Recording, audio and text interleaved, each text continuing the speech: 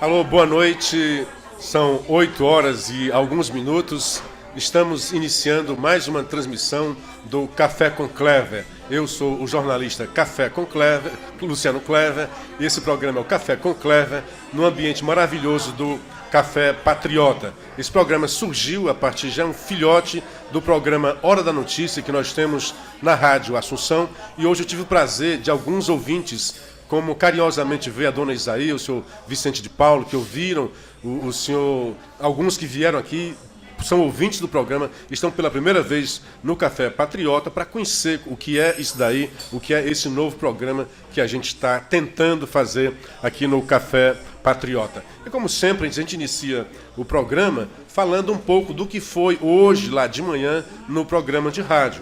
O tema principal hoje, também foi o da semana, foi essa crise entre os poderes, quando o Rodrigo Maia ficou fazendo beicinho, querendo o cafuné do Bolsonaro. O Bolsonaro disse que já fez o que tinha que fazer, perguntando o que era a articulação, o que é que ele disse que não iria fazer esse tipo de articulação. Na verdade, essa articulação que ele disse que querem dele fez com que ex-presidentes fossem para a cadeia e ele não iria. Então alguns ficaram, o mercado reagiu, a Bolsa que tinha conseguido chegar a mais de 1.000 pontos, uma estimativa recorde dela, depois desceu, depois subiu de novo, e ao fim e ao cabo, Bolsonaro continuou, não fez nenhuma concessão, e o Rodrigo Maia, que na verdade foi ele quem começou esse entrevero, né, quando o Moro fez um pedido, não fez nenhuma cobrança, perguntando por que o pacote anticrime, que é a grande bandeira hoje, né, o pacote contra a corrupção, não estava andando na casa. Na verdade, estava sendo colocado de lado quando o senhor presidente da Câmara, o Rodrigo Maia, entendeu de criar uma comissão para analisar em 90 dias esse pacote. Quando o Moro cobrou, ele tentou, foi descortês com o Moro, disse que o Moro era um reles funcionário do Bolsonaro e que o seu projeto, na verdade, era um copia e cola de um projeto anterior do então ministro da Justiça, Alexandre Moraes. Na verdade, foi um grande tiro no pé do Maia, porque pesa contra ele essas palavras. Porque se o projeto é importante, por que ele tramita desde quando o Alexandre Moraes era ministro e até hoje não andou? Não tramitou? E outra coisa, se o projeto é um simples cola e copia, portanto já é conhecido, para que essa comissão passar 90 dias, podendo ser prorrogado o prazo para tramitar, e agora quando tentaram desidratar, a ponto de o Moro dizer, não tem sentido este pacote contra a criminalidade, se não pegar também o colarinho branco, né? Se não pegar os crimes de corrupção. E dos pilares deste pacote do Moro é deixar claro, colocar na Constituição, para não ficar nesse vai e vem, não depender dos humores circunstanciais do STF, se pode ou não ter a prisão em segunda instância. Como já disse um grande jurista, amigo nosso aqui, que certamente vai participar do programa, o Djalma Pinto, quando a pessoa é julgada na primeira instância e depois em segunda instância confirmada por um colegiado, aquela presunção de inocência já foi embora faz tempo. Então o entrevero começou aí, a partir daí o filho do Bolsonaro disse, por que está tão nervosinho o presidente da Câmara? E depois, coincidência ou não, foi preso o seu sogro torto, né? O outro lá é pai da sua, enteado, na verdade padrasto da sua mulher. Não tem nada a ver politicamente, mas havia preso. E o Bolsonaro, naquelas analogias dele, né? Aquelas metáforas dele, ele gosta muito de falar de namoro, de casamento, né? Desde a época do Paulo Guedes, ainda na campanha, ele dizia que aquilo era um noivado, e o pessoal dizia, vai quebrar esse noivado. Eles, puxa, vocês estão falando aqui de acabar um casamento antes de ele se realizar. É como se um cara chegasse no dia das núpcias e dizer, e aí, vai demorar até quando esse casamento? Nos dias de hoje, é até possível que aconteça esse tipo de cortesia. O certo é que o Bolsonaro disse que não ia abrir mão, o mercado veio abaixo, você viu o Tasso Gereissati dizendo, olha, ele tem que ir atrás, tem que articular, todo mundo dizendo isso, e o Bolsonaro não voltou atrás, se emendaram. Anteontem, o próprio presidente da Câmara já almoçou com o Moro, já voltou atrás, o Moro disse que tinha sido também um tom inadequado, depois se reuniu com o Guedes. Na verdade, a reforma da Previdência vai ser aprovada não porque seja alguma coisa do Bolsonaro. Se fosse só algo do Bolsonaro, certamente o Rodrigo Maia nessa mesquinhez, nessa pequenez dele, iria. E demonstrou que a Câmara, que ele dizia, é porque é complicado aprovar em 2 votações uma emenda constitucional, eles provaram exatamente o contrário nesta semana, quando aprovaram a emenda do orçamento impositivo, que na verdade veio desde a época da Dilma. Ela já existia para as emendas parlamentares individuais. E eles colocaram agora também que a emenda de bancada e que isso ficasse na Constituição. Pois bem, eles passaram por cima até do interstício, porque uma votação em 2 vezes não pode ser no mesmo dia. Passaram por cima. Foi no mesmo dia, votaram e deram um recado para o Bolsonaro. Bolsonaro não recuou e essa reforma vai ser aprovada porque é para o bem da sociedade e o mercado também precisa disso. E o mercado é que dá suporte ao seu Rodrigo Maia. Então eu acho que o Bolsonaro, que acham que é um tosco, que eu tenho impressão, é uma intuição, disse isso hoje no rádio, que há na verdade uma inteligência por trás disso daí. Adriano Duarte me ajudou a indicar esse livro que eu estou lendo e ajudando a compreender o que fez o Trump e o que está fazendo o Bolsonaro. O livro é do Adam Scott, se chama Ganhar de Lavada. O certo é que eu acho que Bolsonaro está indo, a minha intuição é que ele está no rumo certo, nós teremos a reforma da Previdência, teremos uma economia melhor e um Brasil melhor. Este é o Café com Clever, a notícia expressa para despertar a sua inteligência. Nós vamos conversar agora com o nosso... Vou chamar aqui o primeiro convidado da noite. Na verdade, é um empresário, ele é o engenheiro Valmir Castro. Na verdade, ele é também músico, cantor, compositor e escritor. Ele está com preguiça de chegar aqui, então vou logo revelar quem é, né? Mas ele é conhecido mesmo pelo nome de seu personagem, que às vezes é o seu próprio alter ego. Nel Pinel, arruma a mala aí e vem pra cá, amigo.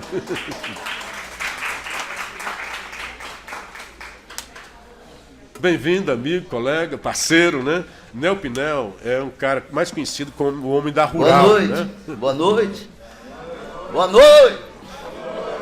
Dá pra ouvir aí direitinho?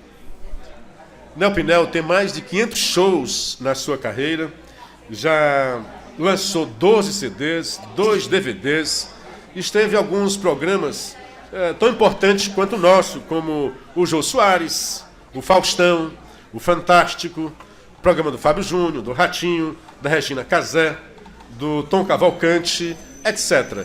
Então ele é um dos grandes nomes da música cearense, não só da música, ele criou aí uma coisa que é só dele, que ele chama às vezes de humor musical. Como ele é um homem multitalentoso, múltiplo talento aqui, é também instrumentista.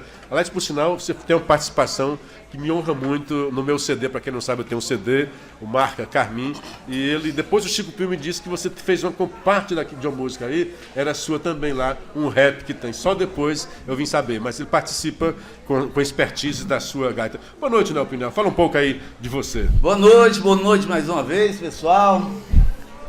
Meu nome é Valmir Castro, né? E eu tenho esse personagem chamado Nel Pinel. Em primeiro lugar, eu quero agradecer a Deus por esse momento maravilhoso, agradecer a toda a equipe, a toda o pessoal do Café, como é? Patriota. Café Patriota. Eu gosto muito daqui, já tinha vindo algumas vezes aqui.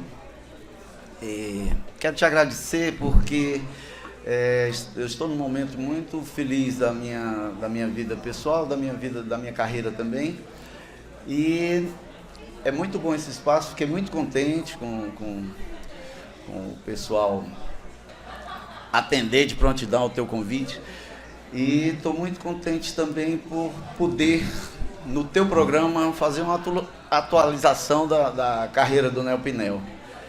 Eu tenho 12 CDs gravados, gravei um EP agora com 5 músicas de São João. Estão todas no Deezer, na Spotify, estou lá no Instagram também, São João na Roça. Não, o outro é Forró Afreviado, o último, coloquei ontem. Então, é motivo de muita alegria estar podendo fazer essa atualização aqui. Estou com um programa de rádio também na Assunção, aos sábados. Arruma a mala aí, de meio-dia às 13 horas.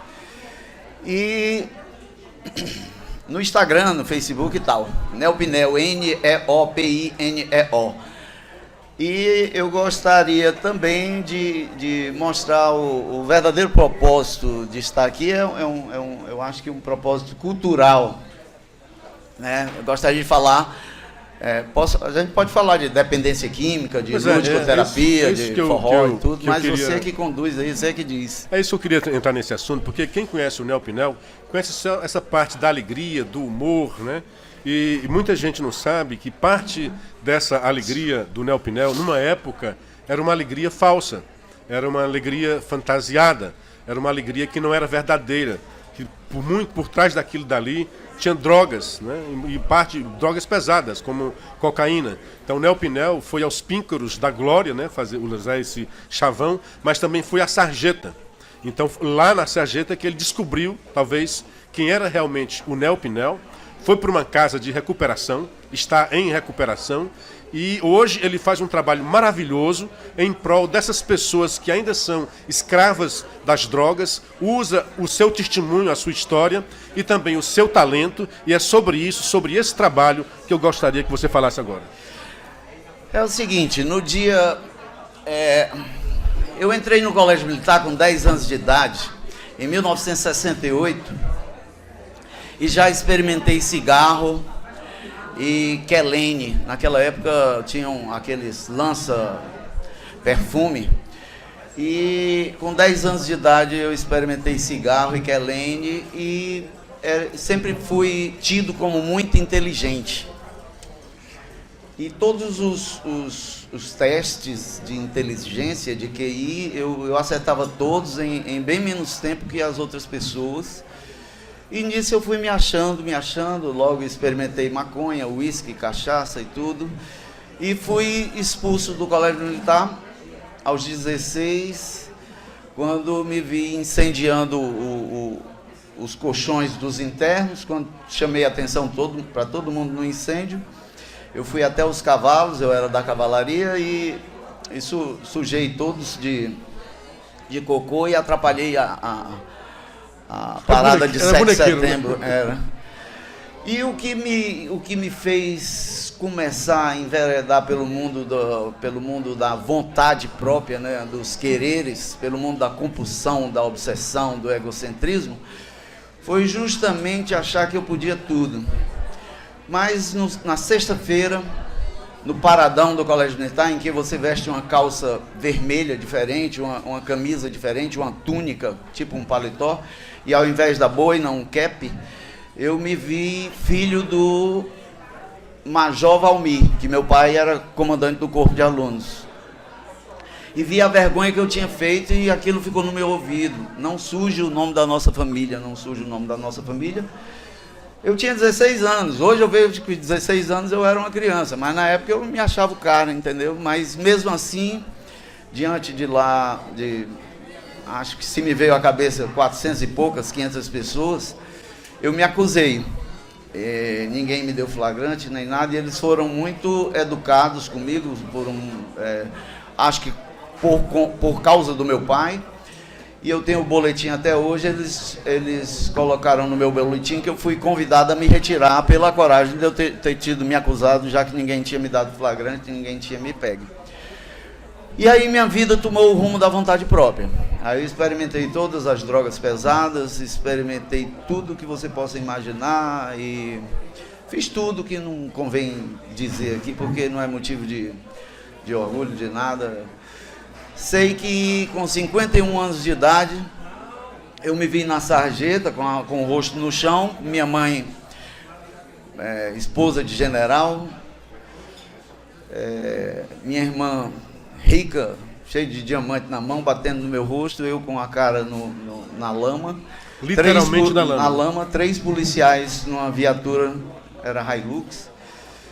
E eles tinham ligado do meu telefone para minha mãe bateu no meu rosto e me acordando. Aí aquilo ali veio aquele pensamento do Colégio Militar. Você está sujando o nome da sua família. Aí meu genro e meu cunhado disseram para mim, você só está faltando morrer. Vamos fazer um tratamento, uma coisa. Eu digo, vamos.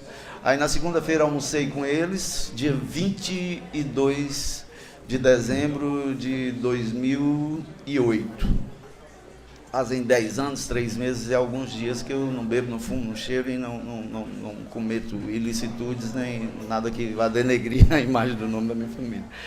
Então, nesse dia, eles disseram, vamos pegar uma roupa para você. Eu digo, eu não quero pegar roupa não, que eu estou doido para usar droga, eu quero ir direto. Aí fui direto, passei 5 meses e 15 dias. Direto para casa de recuperação? Para a clínica, para o Instituto Volta Viva do Dr. Osmar Diógenes. E passei 5 meses e 15 dias. O tratamento eram 2 meses. Eu lá dentro passou a ser 4 meses. E eu lá dentro passou a ser 6 meses. Então eu achava que tudo era em função de mim. Eu pegava um caderno e anotava todas as reuniões, anotava tudo que era dito, achando que tudo era em função do cara importante que eu era. Ainda se achava, né? Total. Eu passei 1 mês e alguns dias para admitir que eu era um adicto. Para quem não sabe o que é adicto, adicto no dicionário significa escravo. Adicção é um transtorno comportamental que, quando do uso de substâncias químicas, as pessoas passam a cometer ilicitudes e passam a praticar defeitos de caráter. Passam a roubar a pia, o botijão de gás, o fogão da mãe, trocar por droga e tal. E aí eu passei a ver que tinha algo errado na minha vida e que eu precisava entrar num processo de autoconhecimento. E comecei a anotar todos os porquês e praquês de tanta escolha, má escolha. Então eu acabei por escrever um livro chamado Manual do Próprio Otário. O próprio otário é todo ser humano que se julga dono de si próprio e acha pela vontade própria. Eu falo isso porque a oração mais importante que eu considero se chama Pai Nosso, está lá em Mateus 6, e lá tem que seja feita a vossa vontade, não a minha, né? E minha vida foi praticar a minha vontade o tempo inteiro. Então, a partir desse momento, eu criei esse livro aqui. Deixa eu dar permissão de vocês para... Deixa eu dar uma boa noite para Cássia, para Sandrinha Valéria, Paulo Roberto Soares, a Marta Bastos, lá em Portugal, assistindo ao programa, Osana Santos e a Valônia Campos e tantos outros. O Ayrton Bandeira, dando uma desinformação aqui. O Pinel está aqui, saiu da casa de recuperação. Lá ele estudou exatamente o que é que podia fazer, saiu de lá, empreendeu outros estudos, fruto desse estudo, este livro, que eu tive a honra de ler também em primeira mão, né, ajudei até, vi antes como é que era o livro, e essa preocupação dele, um livro que ele agora vai apresentar. É o seguinte, é um 3 em 1, Manual do Próprio Otário, de um lado. Próprio otário, né? Próprio otário, né, que eu era o próprio otário. Do outro lado, Tô de Boa, Educação Comportamental, que, segundo o professor Teodoro, disse que deveria ser um paradidático, né? E no meio tem um livro chamado A Otimização do Comportamento. São os meios e artifícios pelo qual... Você evocou a memória do deputado professor Teodoro, que já se foi. Excelente opinião. A gente vê tantos livros paradidáticos que não são lá essas coisas. Está aqui um livro que realmente todos os jovens, todos os adolescentes deviam ler, porque realmente é muito interessante, chama a atenção para um caso sério, né?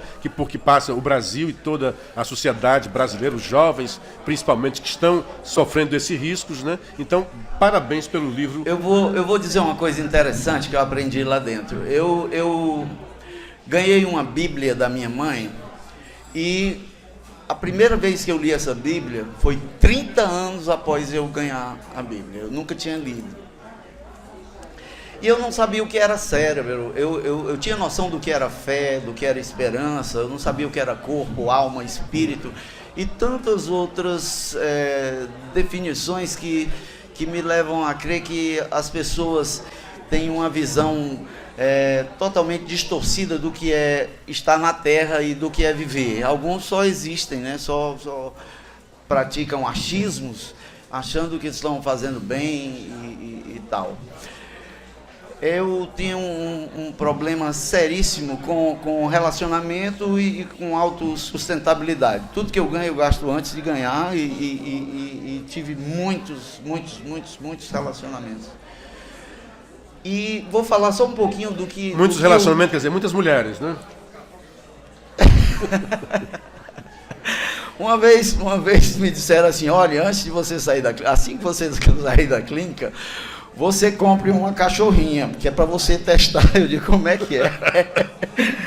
Eu vou até ilustrar com a música depois. Pode ser agora, se você quiser, né?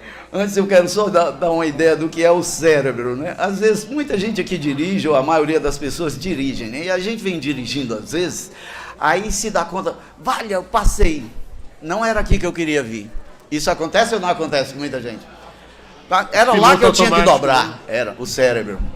O cérebro também funciona quando você está dormindo. Entende? Sabe o que é o sonho? Teu fígado funciona, teu estômago, teu esôfago, teu olho funciona, tua respiração, tudo funciona. Mas ele está no comando. Assim como ele estava no comando quando tu era para dobrar. Entende?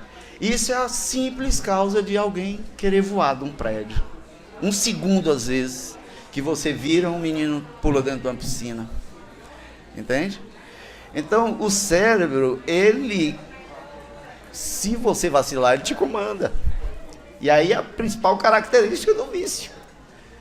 Você vai, não, mas eu vou deixar, eu vou tomar só essa. Aí o cérebro está te fazendo de besta naquele momento. Lá dentro da clínica eu fiquei doente do braço, o meu acrômio começou a cortar o nervo.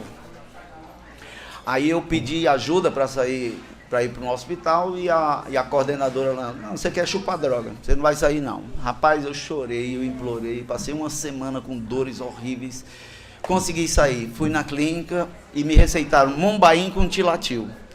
Mombaim com Tilatil é puro LSD, ácido lisérgico. E aí o médico disse, olha, você tome antes de dormir sentado. Um dia depois era a minha autoavaliação. A autoavaliação é quando você vai ser julgado por 20 pessoas com vida semelhante a ti, numa roda de conversa, olho a olho, e que aí eu ia ser avaliado para sair ou não da clínica num tempo determinado. Eu nunca dormi tão bem na minha vida, assim, com um colorido tão maravilhoso. Boa viagem.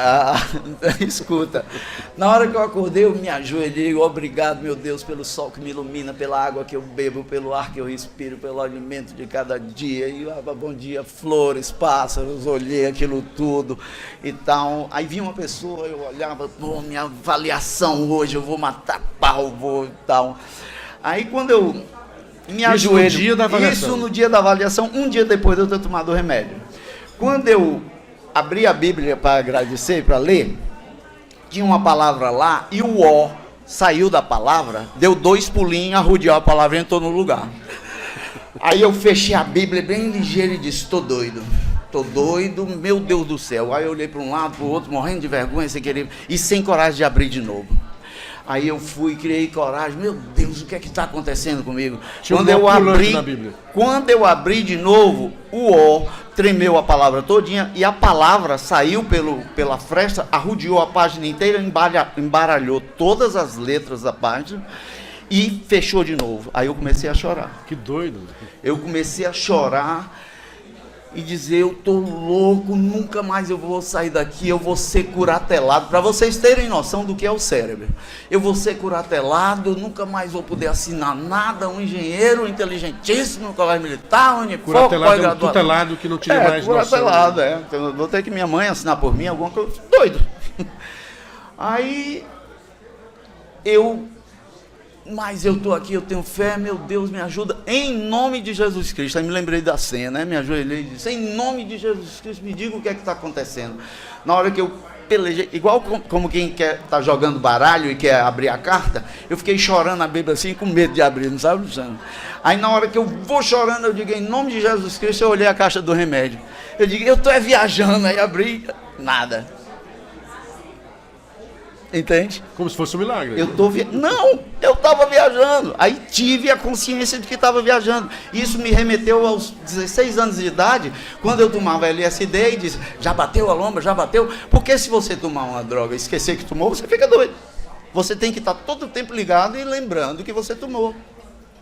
Isso com licérgico, com droga pesada, né? Com viagem, com colorido, com heroína, LSD, morfina, mescalina e esse tipo de coisa mais pesada. Aí isso me remeteu aos 16, 17 anos. Eu digo, caramba, que cérebro fuleiragem esse meu. Tá me enganando, vagabundo. Eu digo, muito obrigado, meu Deus. Aí pronto, ali fechou. E daquele momento em diante, eu comecei a ver o quanto o cérebro é perigoso quando você toma a vontade própria para viver. Aí o livro foi para frente, aí acabei por fazer uma pós-graduação em neurociência clínica e hoje eu tenho um certo domínio, mas me ajoelho todo dia, de manhã e de noite. Vamos ouvir a música da Cachorra, porque a nossa produtora já disse aqui que a gente tem mais 3 minutos para tocar a música e voltar a falar da sua ludicoterapia, né? Não é bem a música da Cachorra, é o seguinte, quando eu saí fui ter um relacionamento que me sugeriram... Primeiro procurar uma cachorra. Procurar uma cachorrinha, e eu comprei uma cachorrinha chamada Lua, né? Tá com minha mãe hoje em dia. E essa cachorrinha, eu tive um fracasso no relacionamento com ela, ela me odeia e eu não admito que ela balance o rabo pra mim também. Eu odeio a cachorra me odeia. Minha mãe, ela dava ração, a cachorra só voltava a falar. Minha mãe dava comida escondido, aí ela foi pra minha mãe. Quem é que não quer uma galinhazinha, um filé, né, no lugar de ração? Aí ela me traiu, eu tenho ódio dessa cachorra. Mas aí eu fiz a Borrachuda, que é uma música... Vocês vão ler a letra e vão entender. Eu comprei num Sesc Shopping uma mulher de borracha, pra não andar levando fora em cabaré. Não sou babaca pra viver de cara baixa, nem sou otário pra tá pagando mulher. A borrachuda não reclama, não discute, não briga, não fala nada e nem pega no meu pé.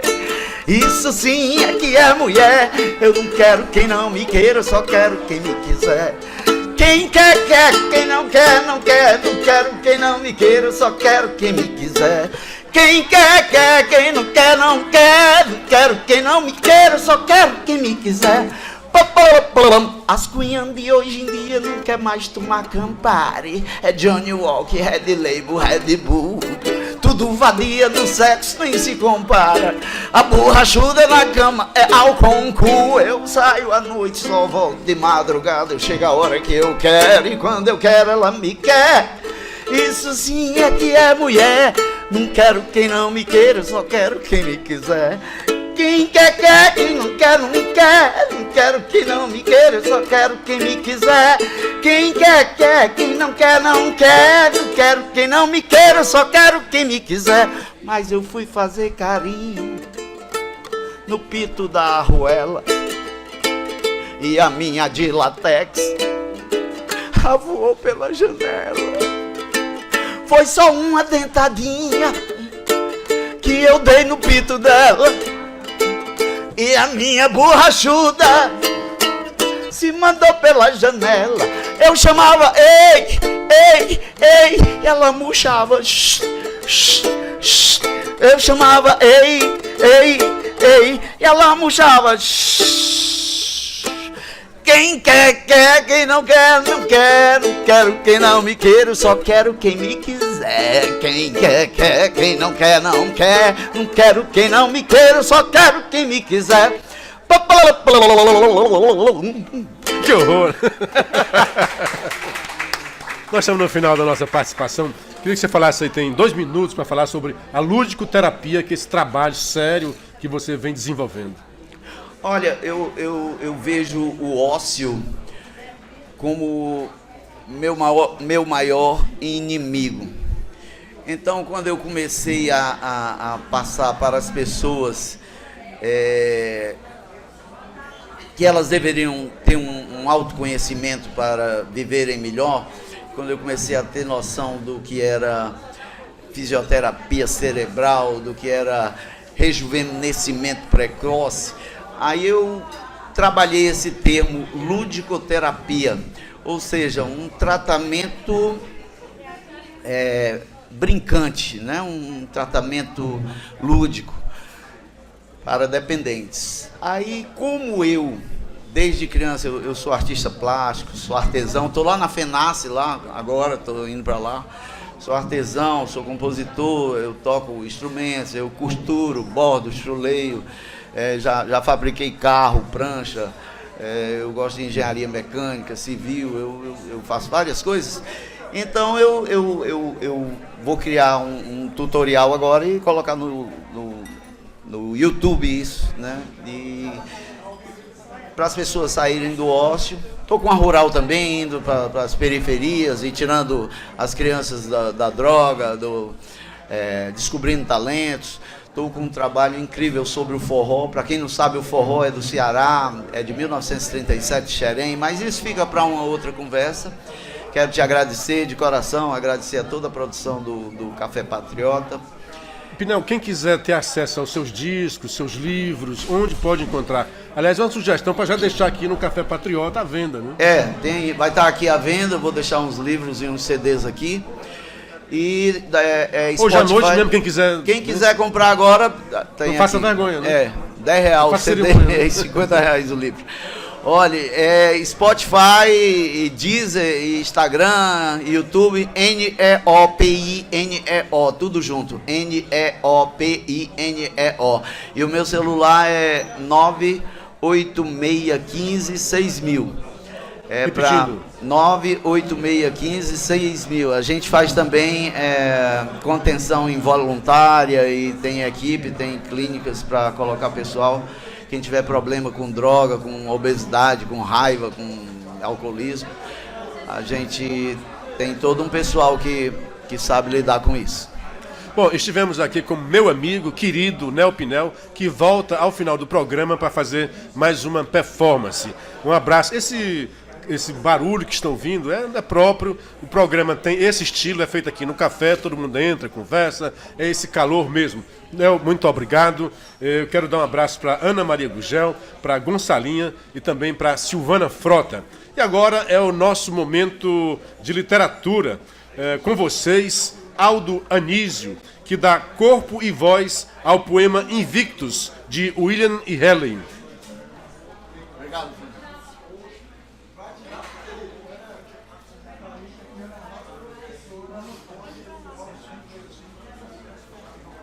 Do fundo desta noite que persiste, a me envolver em breu, eterno e espesso, a qualquer Deus, se algum acaso existe, por minha alma, insubjugável agradeço.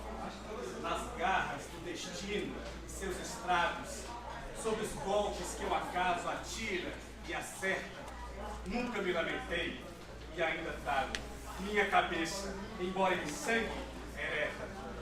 Além deste oceano de lamúria, somente o horror das trevas divisa, porém o tempo, a consumir-se em fúria, não me amedronta, nem me martiriza.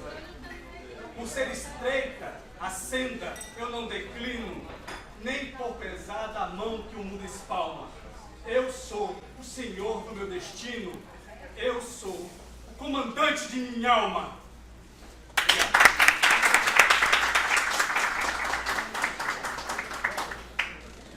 Obrigado, Aldo. O Aldo vai estar aqui no dia 1º de abril com uma apresentação do Cordel ao vivo aqui no Café Patriota. Nossa convidada agora, que já devia estar aqui, é uma pessoa que apaixona, não apenas pela sua apresentação física, mas principalmente por sua inteligência. Catarina Rocha Monte é graduada em Filosofia, fez mestrado na Universidade Federal do Rio Grande do Norte e, tão jovem assim, já é doutora em e já é doutora em Filosofia pela Universidade de São Carlos e São Paulo. Seja muito bem-vinda ao nosso programa. É um prazer lhe encontrar. Hoje eu disse no rádio que tive uma paixão arrebatadora por sua inteligência, né? A primeira vez que eu ouvi falar de Catarina foi um doutor que fez um artigo, ela sofrendo perseguição, um patrulhamento dentro de uma universidade que é o locus da pluralidade, é o local da diversidade, e ela estava sendo patrulhada porque tinha um pensamento diferente do pensamento único. Lamentavelmente, hoje, a academia brasileira, se você não tiver um pensamento esquerdista, você simplesmente é uma carta fora do baralho. Então, quando eu vi o artigo tão muito bem escrito na sua defesa, eu disse, eu preciso conhecer essa mulher. E falei com Sandra, né? E assim, não conheço. Eu disse, puxa, convida para ela vir aqui para o nosso programa, que é o programa que a gente faz, o Hora da Notícia, na Rádio Assunção. E a Sandra disse, não, ela não pode não, cuida de um filho, é muito cedo. Eu disse, nossa, que mulher estrela, né?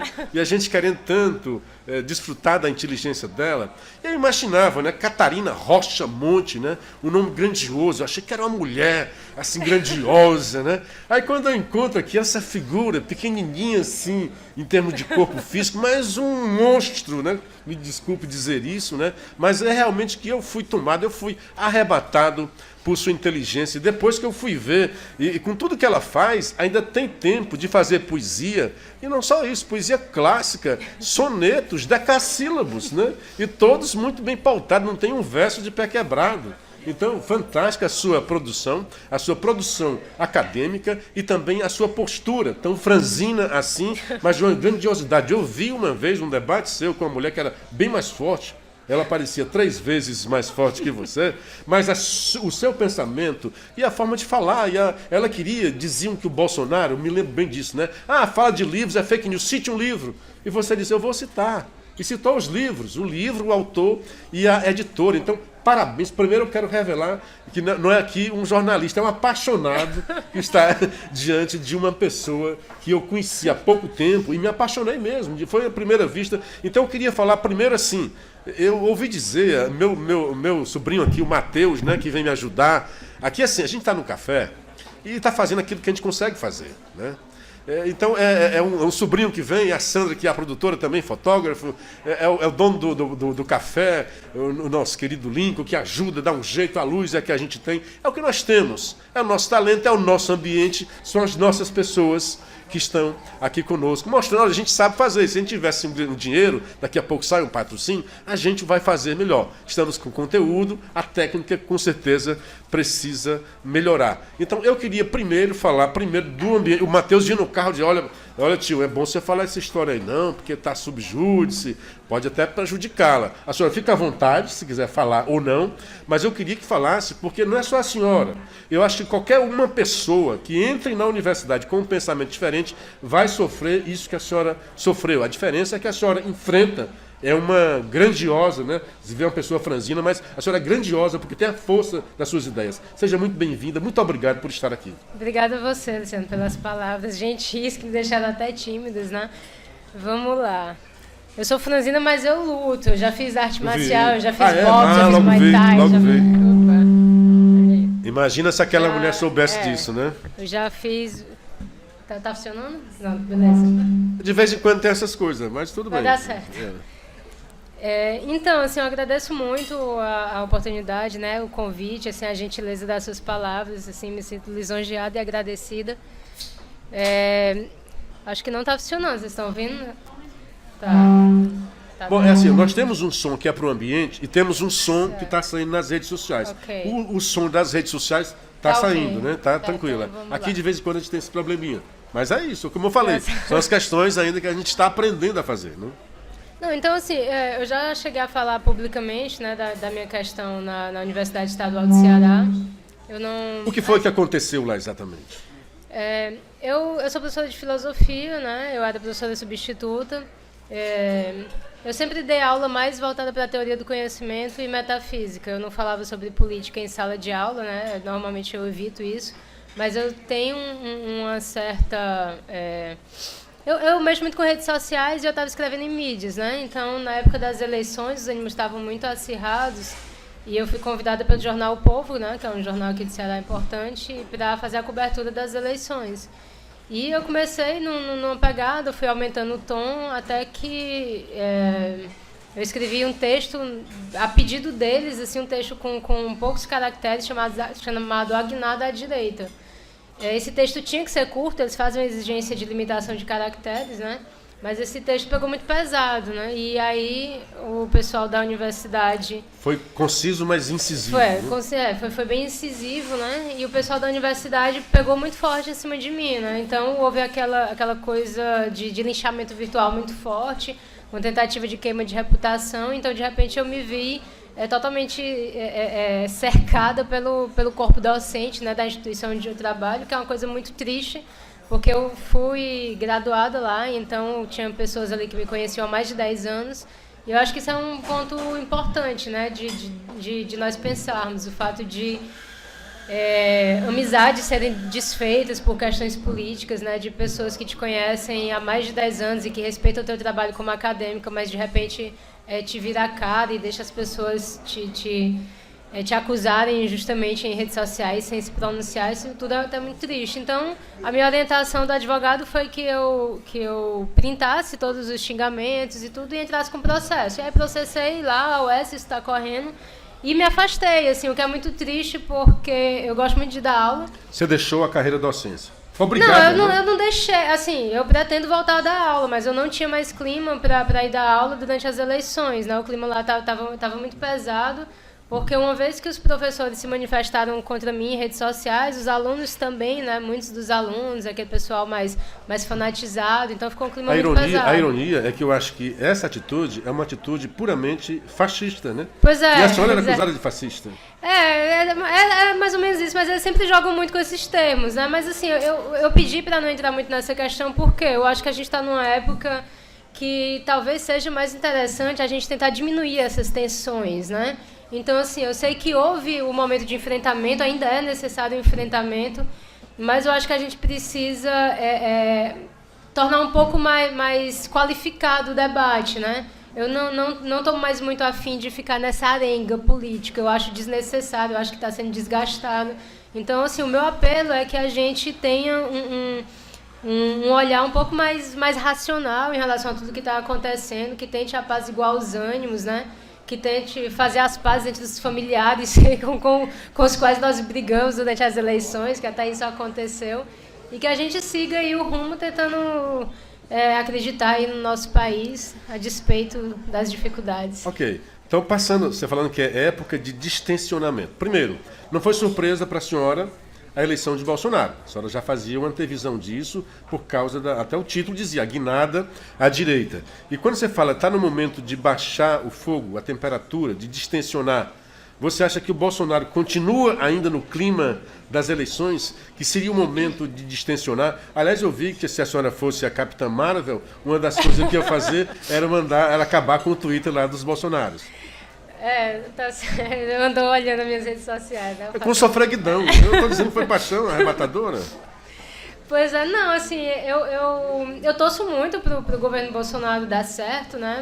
Mas, assim, claro que a gente não tem que ter aquele fanatismo de aplaudir tudo, né? Acho que a gente tem que manter o nosso senso crítico.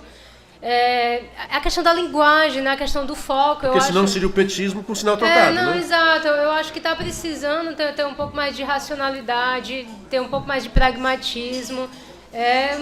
Algumas coisas têm me deixado insatisfeito, né? Essa questão de ficar rememorando a questão de 64, ditadura. Isso aí é um negócio que não vai levar a lugar nenhum. Assim. Eu acho que a gente tem que mudar o tom, tem que mudar o discurso, tem que qualificar o debate, tem que ir para frente.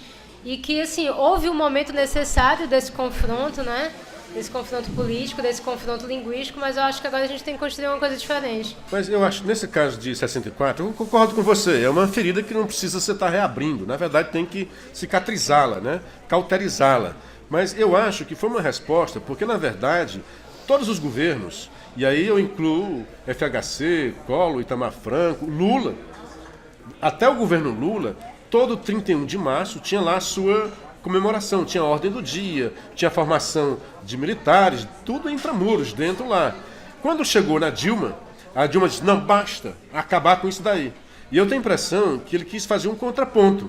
é como se estivesse de um lado Dilma, que foi terrorista e combateu aquele regime, e Bolsonaro, que ainda é reminiscente, parece que não saiu ainda, né, daquela bolha a de questão 64. é assim, né? o que eu penso, Luciana, é que a gente não pode se pautar pelo PT, a gente não pode se pautar pela esquerda. Concordo. A gente não tem que ser um contraponto, né? Não tem que ser um sinal trocado. Acho que a gente tem que evoluir. Eu acho que a gente tem aqui os meninos do MBL, que fazem um trabalho muito legal.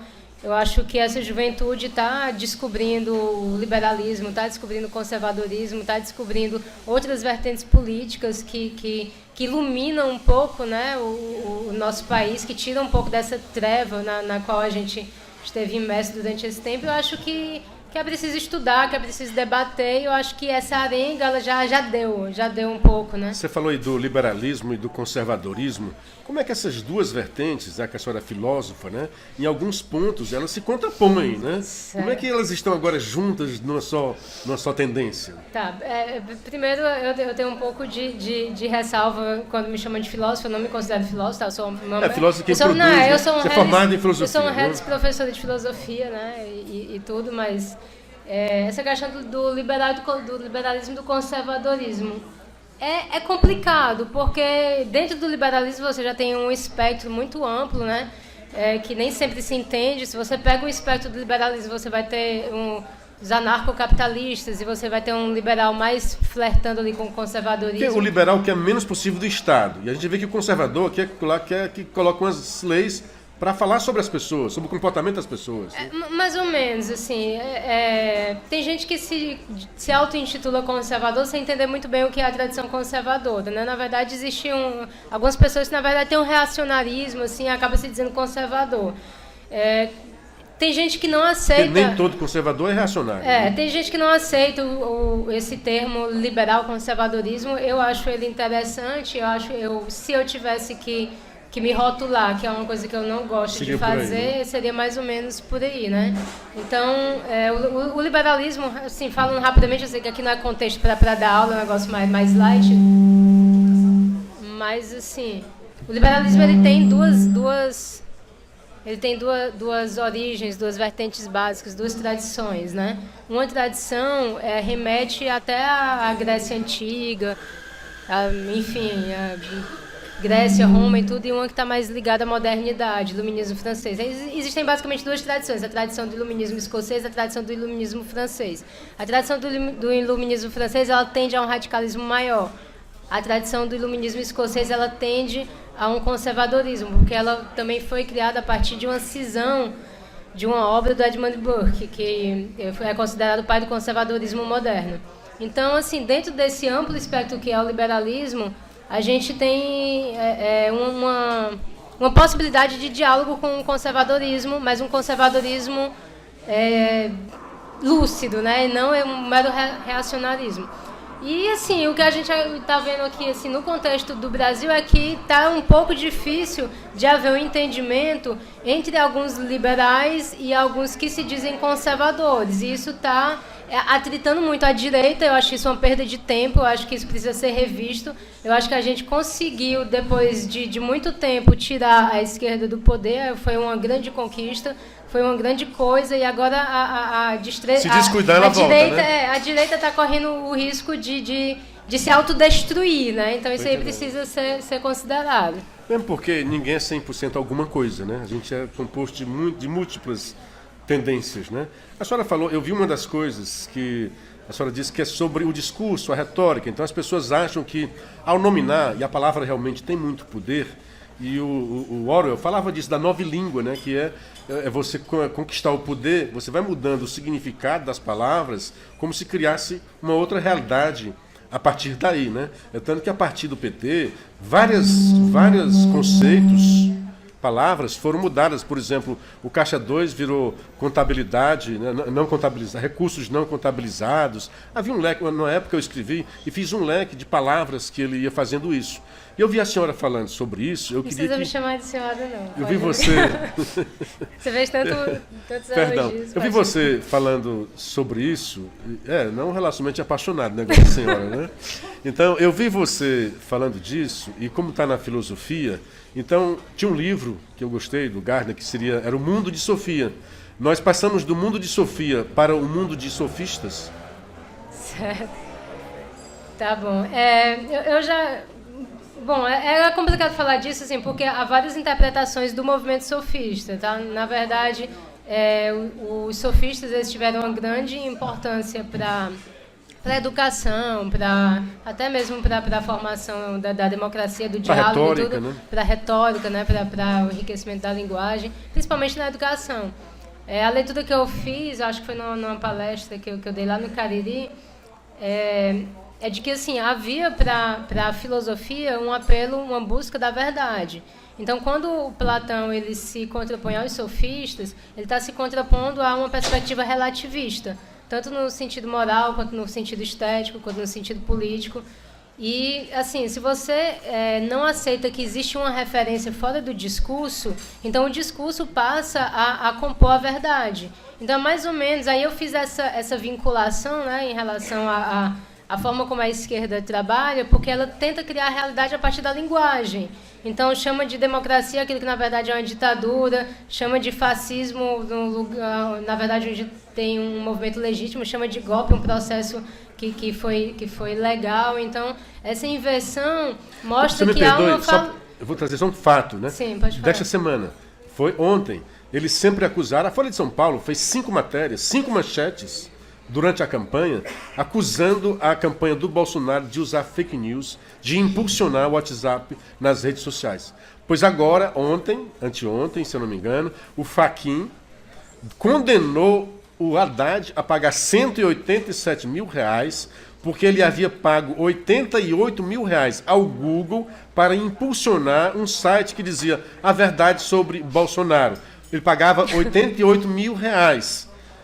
Quer dizer, ele é que estava pagando para impulsionar. A Folha não fez nenhuma matéria sobre isso. É a inversão. Então, eles acusavam o Bolsonaro daquilo que eles estavam fazendo. Não, pois isso, na verdade, isso é uma constante. Eu acabei de escrever um artigo, acho que saiu hoje, um artigo sobre a questão lá do terrorista, né, do Batista e tal. E a César, o que é de César? Escrever esse a César, o que é de César?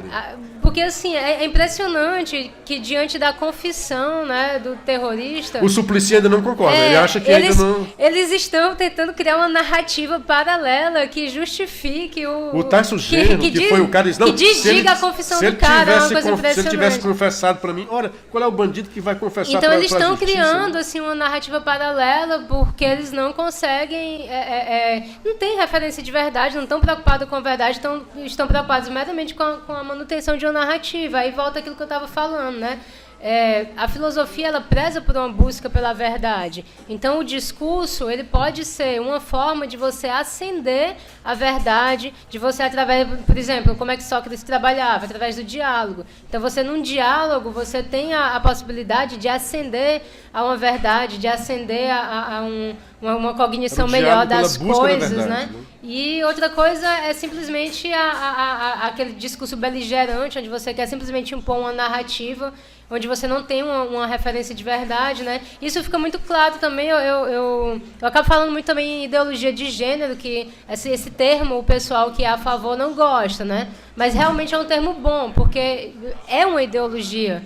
Quando a gente chega ao ponto de negar o que está dado, assim, o que é óbvio, a questão de gênero, isso é porque a gente já está completamente... Então, o pessoal que é contra a ideologia de gênero acabava dizendo, não, tinha livros aí que desviavam as crianças. Aí o outro lado dizia que, na verdade, era fake news, que não tinha esses livros. Há realmente esses livros que impõem a ideologia de gênero para crianças?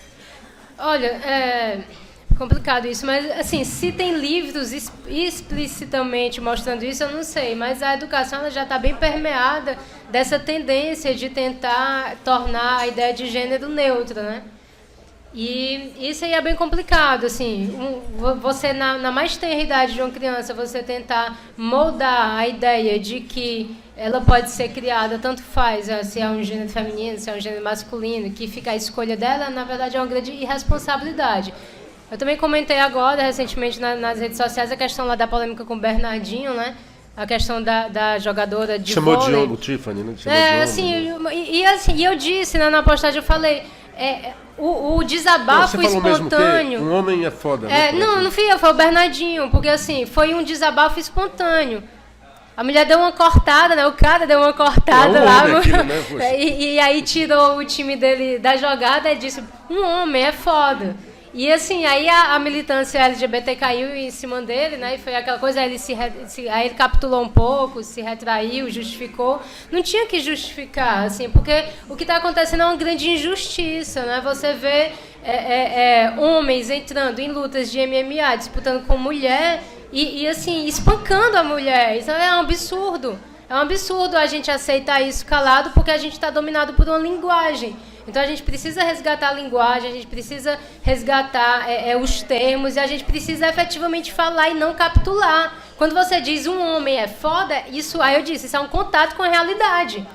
Poxa, é um homem, ele tem força, ele não tem que estar ali disputando com mulher, se quiser criar uma liga unissex, fazer alguma coisa, mas a gente tem medo porque a gente está imerso, né, nessa coisa do politicamente correto, que chama, né, você tem que falar direitinho, você não pode ofender, mas, poxa, a gente está negando a realidade em nome do politicamente correto, isso precisa ser revisto, a gente precisa de coragem. E é isso, assim... É daquele conceito que quem determina o gênero é a natureza e não a sociedade. A senhora se sentiria à vontade no banheiro e entrasse ali um homem, uma trans? A Tiffany entrasse ali? Não me sentiria, mas isso acontece muito, inclusive onde eu trabalhava, né, na UES, mas não quero muito discutir isso, não, sei que é uma questão meio polêmica. Então vamos discutir uma outra coisa. Doutora Catarina, você é vice-presidente do Instituto Liberal do Nordeste, já lançou o livro Natureza e Excelência da Liberdade e da Democracia e escreveu um livro de poesia, né? Eros em Ascensão, Poemas de Amor, não é isso? E tem um aí a ser lançado, gostei desse título, Eros em Ascensão, um olhar liberal conservador sobre os dias atuais, ensaios políticos e morais. Como é que você, com essa batalha toda, sofrendo essa perseguição, com seus afazeres acadêmicos, ainda encontra tempo para produzir, mergulhar no lirismo e produzir poesia? E de boa qualidade. Obrigada. Na verdade, assim, eu sempre fui muito voltada para a escrita, né? Eu gosto muito disso.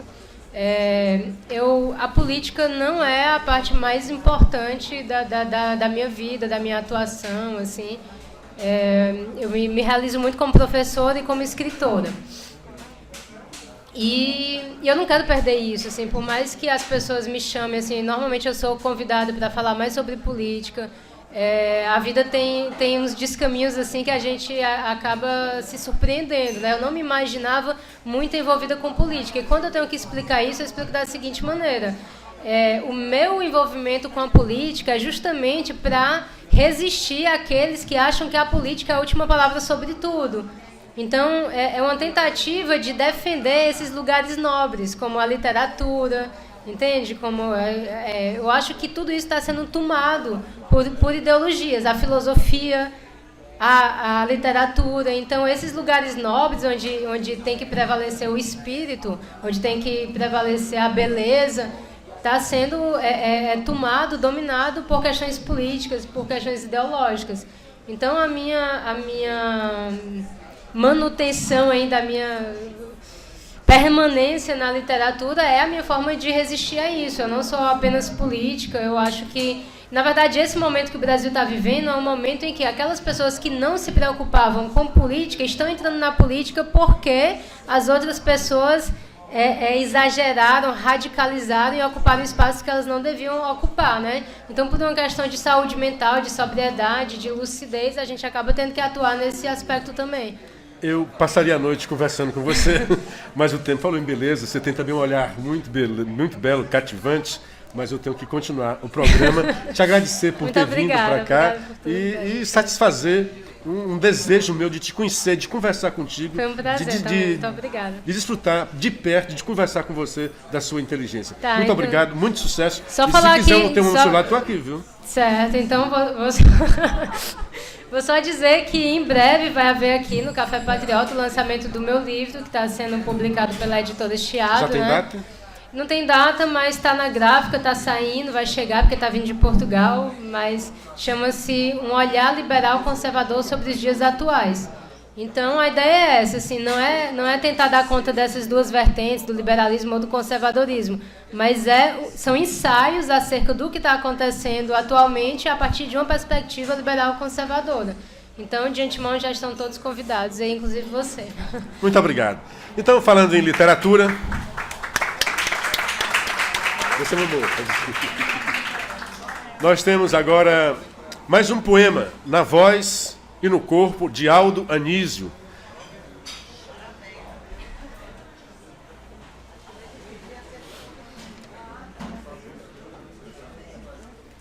A Velhice, de Alfredo Ricarte.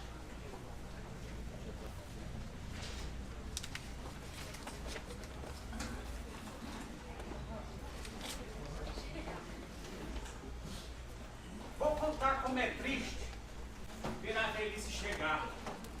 Ver os cabelos caindo, ver as veias se furtar, ver as pernas tudo picando, com preguiça de andar.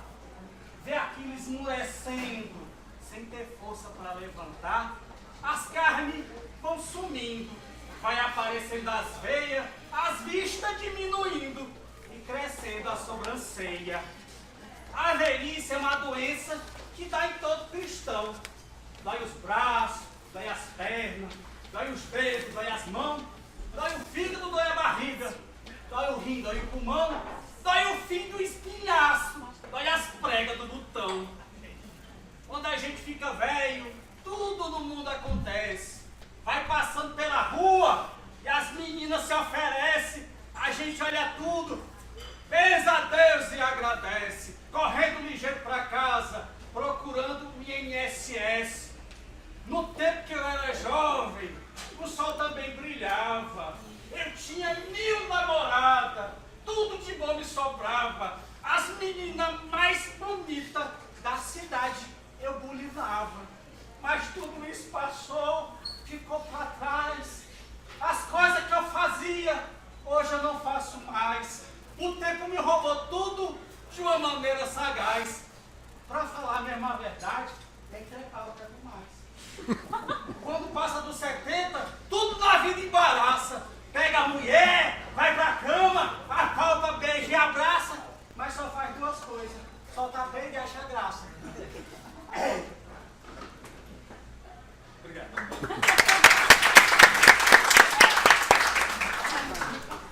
Do meu lado, o coordenador nacional do Movimento Brasil Livre, MBL, o vereador de São Paulo, o mais novo eleito com 20 anos, vereador de São Paulo, Fernando Holliday. É um prazer tê-lo comigo. Fernando Holliday é o primeiro gay, vou dizer isso porque assumidamente, né, a assumir uma cadeira na Câmara dos Vereadores de São Paulo. Então, ao meu lado, o famoso Capitãozinho do Mato. Prazer é todo meu de estar aqui com vocês. Pois é, vou começar disso porque o blog hoje chamou a atenção, diz que o vereador chamado Capitãozinho do Mato é a atração hoje em Fortaleza. É óbvio que não é atração por causa disso, mas nós não podemos deixar, porque foi aqui do Ceará, nosso querido Ciro, que cometeu um ato de racismo. Eu disse isso muitas vezes no rádio. Eu acho que o Ciro pisou na bola, né, por causa da sua língua. E é muito racista você chamar um negro de Capitão do Mato. Você chamar uma outra pessoa, porque eu já vi o Guimarães chamando outra pessoa que não tinha a sua cor, de Capitão do Mato. E vai lá, né? Mas você chamar, já é pesado, né? Mas você chamar um negro, que é um cara que teria traído a sua própria identidade, né? Chamar de Capitão do Mato. Então, em boa hora, o senhor entrou na Justiça, e a Justiça de São Paulo, pelo menos, já deu ganho de causa, e o Ciro vai ter que arranjar aí 38 mil reais para colocar no seu bolso, né? É, mais ou menos isso. O Ciro, ele teve uma manifestação racista, só que ele... Você me perdoe. E é assim, eu vi a entrevista, Sim. Ninguém falou no seu nome. Exatamente. Ele chamou pra si, olha, tem um rapaz aí. Eu digo, por que ele fez isso? Exatamente. O que tinha acontecido com o Ciro? Me perdoe, era só esse fato pra... Não, e a jornalista, inclusive, alertou pra ele, não, você tá entrando numa confusão sem nem ninguém ter te perguntado sobre isso. Né? Exatamente. E a manifestação dele foi racista, apesar dele dizer o contrário, justamente porque, primeiro, a esquerda ela não considera que dentro do seu contexto ideológico o racismo ele seja presente. Eles acham que toda manifestação de esquerda contra um negro que pensa diferente do que eles pensam, não é racismo, é simplesmente uma manifestação de opinião. Mas quando vem da direita, aí sim se trata de racismo. Então, o processo ele foi principalmente nesse sentido, de mostrar a contradição e de fazer com que eles provem do próprio veneno. Porque eles vivem aí processando pessoas de direita, porque dizem que nós manifestamos o ódio e etc. e tudo mais. E segundo, porque é preciso revelar que ali, naquela declaração dele, está incutida uma visão arcaica da política, que é a seguinte: se você é preto e não concorda com o que eu penso, logo você é um traidor. Portanto, é como se ele dissesse que todo negro tivesse que se submeter aos ideais dele. E a partir do momento que eu não me submeti... o negro é um exatamente. Dele, né? E a partir do momento que eu não me submeti, ele passa a me enxergar como alguém que é dono de engenho, né? Ele, no caso, no papel de dono de engenho, lidando com um escravo rebelde. E daí veio a manifestação dele de Capitão do Mato, porque seria um traidor dos negros. Então, assim, foi uma declaração completamente nefasta, abjeta, nojenta, repugnante, e foi por isso que eu processei ele, não só uma, mas 2 vezes. Ele já perdeu na primeira instância, o advogado dele foi incompetente agora no protocolo do recurso, provavelmente vai perder na segunda instância também, e eu espero que a partir disso ele pelo menos passe a pensar um pouco mais nas suas declarações. Parece que ele não aprendeu, porque não aqui aprendeu. Recentemente, na Band News, se não me engano, ele repetiu. E por isso eu já processei de novo. Disse que não achava. Então, exatamente. Então é mais de 38 mil reais? Mais 38. Olha aí. Ô, Fernando, eu fui chamado uma vez a fazer um artigo aqui para o jornal O Povo sobre a favor ou contra as cotas de negro na Universidade Cearense. Eu fiz um artigo e eu sou contra. Eu acho que não deve ter cota. E justifiquei. Primeiro, aqui no Ceará, eu disse, olha, o Ceará não tem negro nem para montar o maracatu.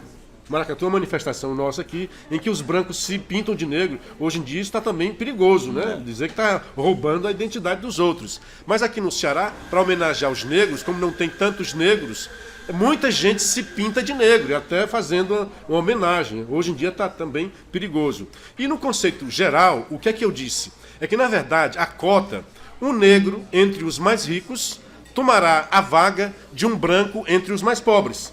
Porque se são, digamos, 100 vagas e 20 forem uma cota para negros, por exemplo, os 100 melhores brancos, né, quem estudou melhor, vão ficar na frente. Quem vai perder a vaga são geralmente os mais pobres entre os brancos que não cursaram um bom ensino médio.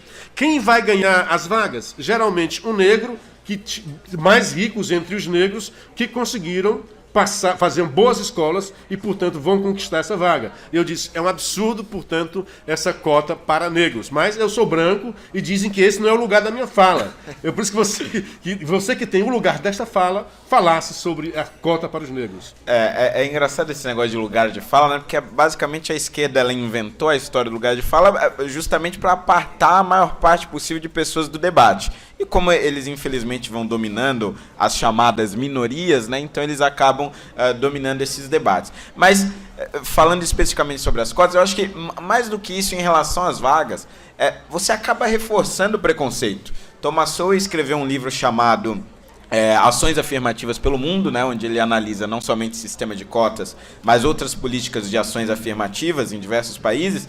E ele chega à conclusão de que em todos os países, e ele mostra isso através de dados, inclusive no próprio Estados Unidos, onde o sistema de cotas ou de ação afirmativa foi implantado em detrimento de uma raça, em detrimento de um determinado grupo, você acabou reforçando os conflitos raciais, você acabou reforçando o ódio, exatamente porque o sujeito que perde a vaga, o sujeito ali que ficou logo atrás do último colocado, portanto teria entrado se não existisse sistema de cotas. Aquele cara, ele vai cultivando um ódio interno e em determinado momento ele começa a transpassar esse ódio para as pessoas do seu entorno. Isso vai acontecendo em escala na sociedade, até que em determinado momento as pessoas começam a se recusar, por exemplo, a serem atendidas por médicos negros, porque vão achar que são incompetentes, incapazes, porque estão lá por meio de cotas. Vão querer que os seus filhos não estudem com professores negros, porque vão achar que os professores são incapazes, só chegaram ali porque tiveram uma ajudinha. E você vai reforçando o preconceito a longo prazo, por mais que isso não seja verdade, porque depois que a pessoa entra na universidade, ela vai se esforçar e acaba alcançando a média. Mas a sensação na sociedade é de reforço desse preconceito. Portanto, eu acho que é uma política infeliz, acho que é uma infelicidade que os movimentos negros, todos eles ligados à esquerda, defendam esse tipo de política, e acho que a gente vai ter consequências. Trazendo essa lucidez, né? Exato. Outro aspecto que você falou, que reforça, na verdade, o racismo. Hoje, por exemplo, já que a gente é racista, você vê um profissional negro, né, que se formou, então a percepção da pessoa é assim, puxa, no Brasil, que é racista, esse cara conseguiu chegar lá, o cara é muito bom mesmo. Com a cota, o que é que vai acontecer? Não, esse negro aí, por mais que ele seja bom, que tenha conseguido por mérito, Exato. vão dizer, é cota. Exatamente. Passou por causa das cotas, né? Exatamente. Acaba prejudicando também. Isso é uma infelicidade muito grande, assim, tentando melhorar, você acaba piorando a situação. Então acho que... É como se fosse um resgate, a culpa histórica. Exatamente. Então acho que, assim, de fato a gente sofre muito com a desigualdade social. Eu acho que as cotas sociais podem ser ali um remédio temporário para isso. Consequentemente, a maior parte dos beneficiados vão ser negros. Os negros estão lá, são os pobres. Exatamente, porque são os mais pobres. Mas você elimina essa questão racial na seleção. Você passa a selecionar os melhores do ensino público e aqueles que, consequentemente, têm as menores rendas. Você, como negro, e não tendo, digamos, essa identidade que eles imaginam, o papel não desenvolve, não exerce o papel que eles queriam que você exercesse, te chamam de capitãozinho do mato. Mas você é gay e também não tem essa coisa doida aí que alguns gays colocam para fazer também essa marcha da identidade. Como é que te chamaria? Viado escroto? Pior é que me chamam exatamente assim. É interessante porque acho que uma coisa que a direita ela precisa fazer, especialmente a direita conservadora, é fazer uma separação daquele que é homossexual e vive a sua vida discretamente e só quer realmente o direito de ser respeitado como qualquer outro cidadão, do ativista LGBT, que aí é onde mora o perigo. Porque o ativista LGBT é aquele sujeito que vai para uma manifestação e se manifesta de modo desrespeitoso, principalmente em relação às religiões cristãs. É aquele ofensivo, que, né? De forma ofensiva, é aquele que realmente detém um ódio em relação às igrejas evangélicas, à igreja católica, e transforma a religião, principalmente a cristã, na sua maior inimiga. E faz manifestações em desrespeito às nossas instituições, em desrespeito à maior instituição, a fundamental, que é a família. Agora, o homossexual, ele reconhece, ele tem a sua característica pessoal, mas a única coisa que ele quer é viver a sua vida em paz. Ele não quer que o incomodem. E ele quer ter os seus direitos, os direitos básicos garantidos pela Constituição. Então, acho que essas duas coisas precisam ser separadas. O nosso grande adversário hoje, e o meu adversário também, enquanto homossexual, são os ativistas LGBTs, é o movimento LGBT, que acho que representa um risco para as nossas instituições, e mais do que isso, representa um risco para os próprios homossexuais, porque reforçam estereótipos e reforçam preconceito. Pois é, e a gente nota...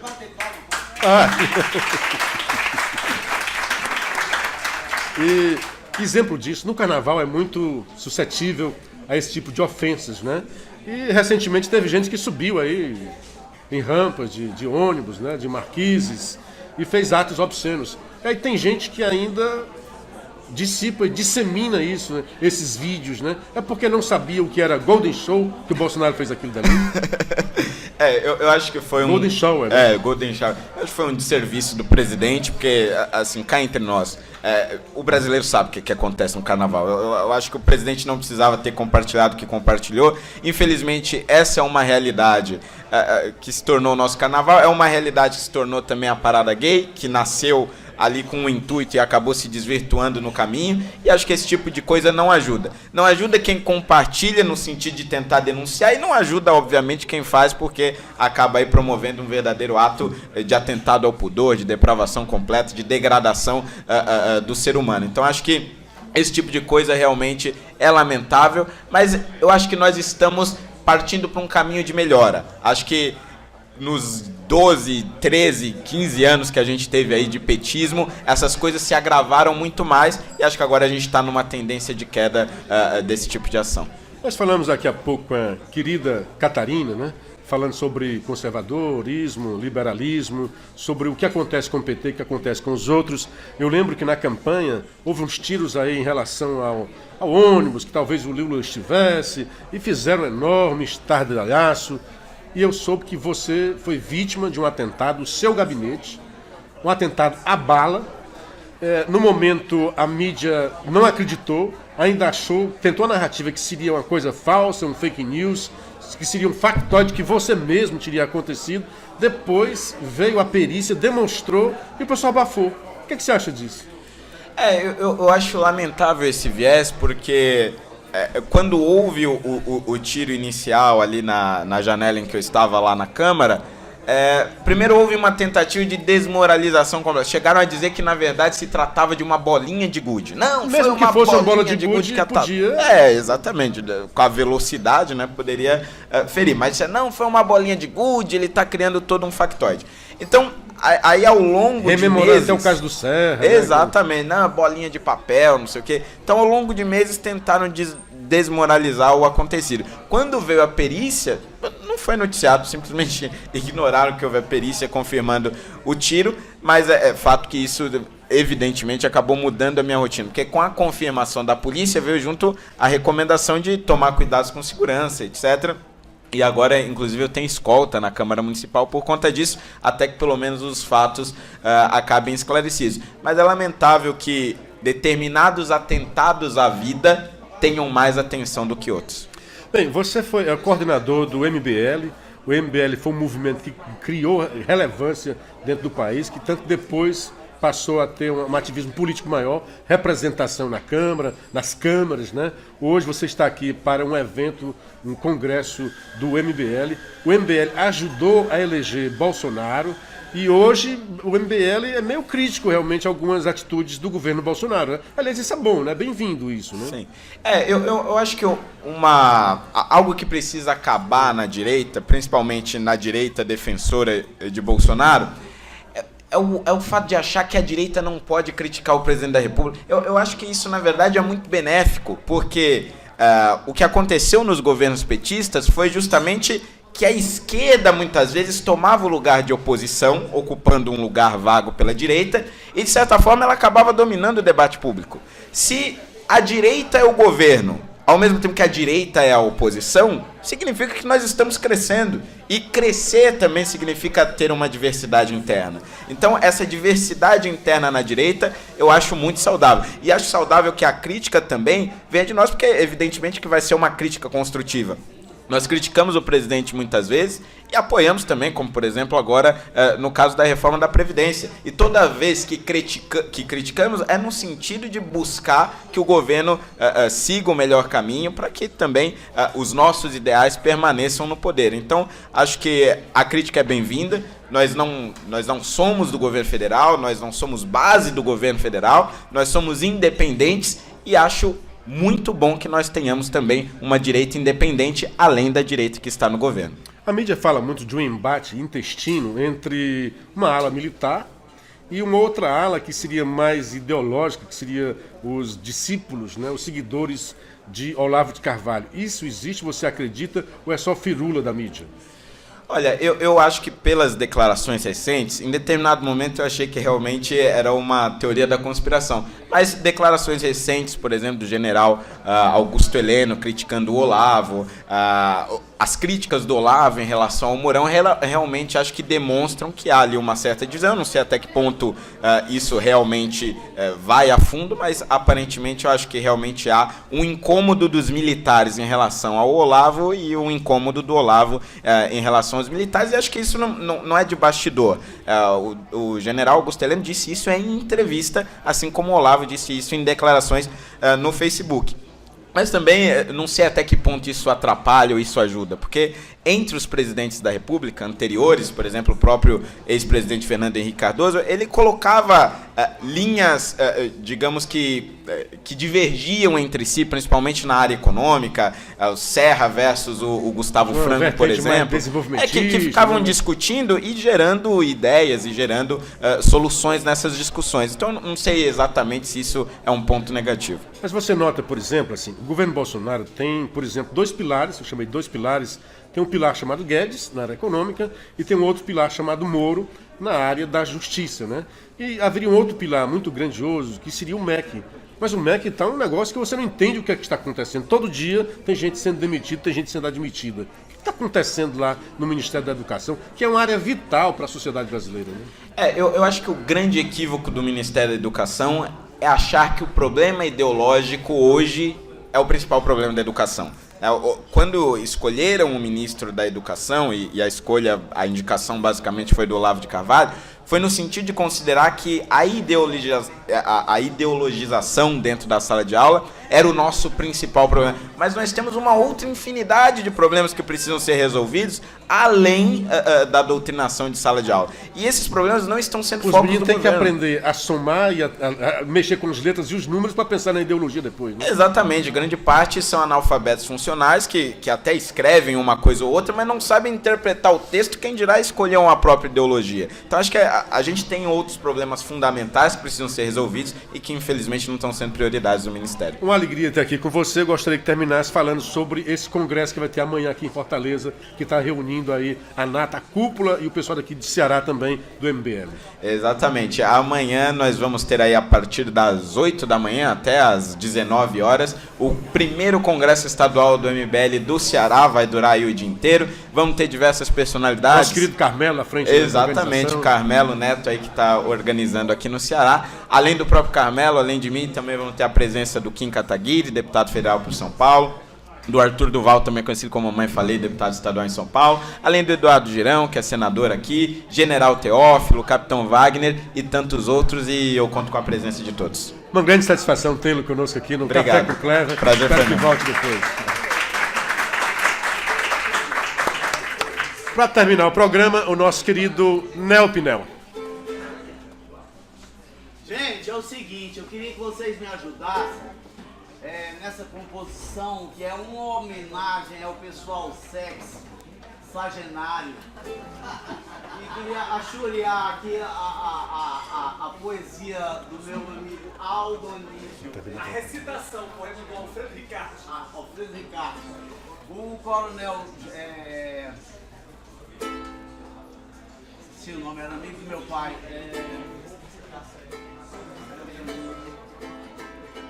Deu um branco agora. Ele falava o seguinte: eu ajeitei toda a poesia, isso aqui era do tempo do meu pai, eu era criança, e guardei.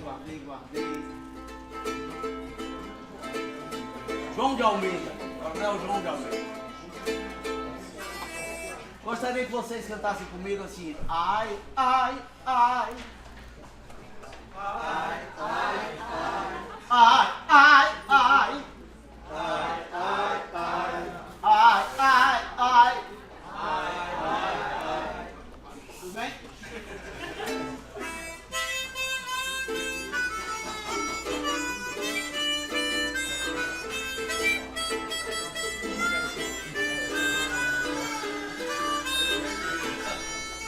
Não tem nada mais ingrato do que a velhice chegando.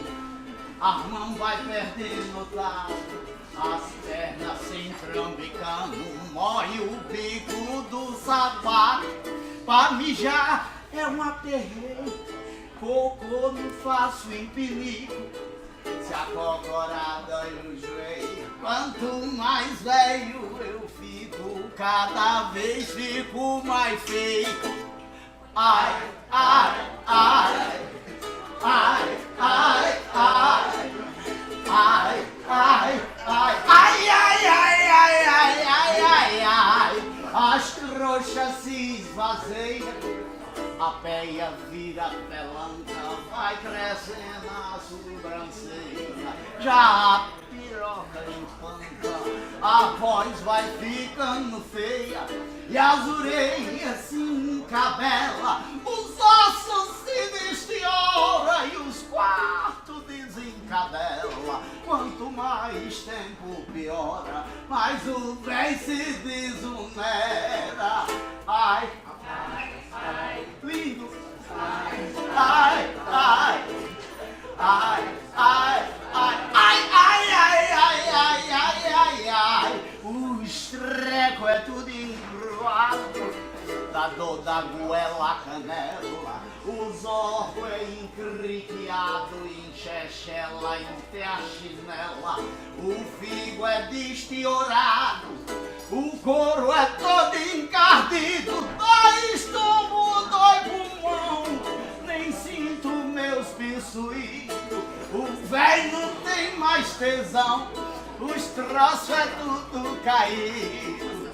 Ai, ai, ai, ô coral, ai, ai, ai, ai, ai, ai, ai, ai, ai, ai, ai, ai, ai, mas houve um tempo o velho gostava de loura, de ruiva, morena, todas elas eu futricava, eu botava era sem pena, chega a pimba, desbotava, nos meus tempos de rapaz, já fiz muita estripulia, mas faz muito tempo atrás, todo dia, eu tô velho, não coiso mais, eu coisava todo dia, eu tô velho, não coiso mais.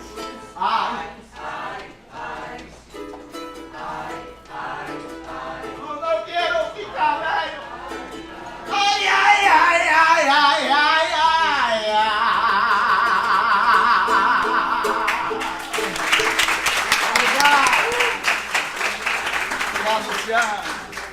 Muito obrigado a todos. Estamos encerrando mais uma edição do Café com Clever, toda sexta-feira aqui neste horário, no Café Patriota, a partir de Fortaleza. Muito grato, um abraço a todos e até a próxima sexta com a graça de Deus.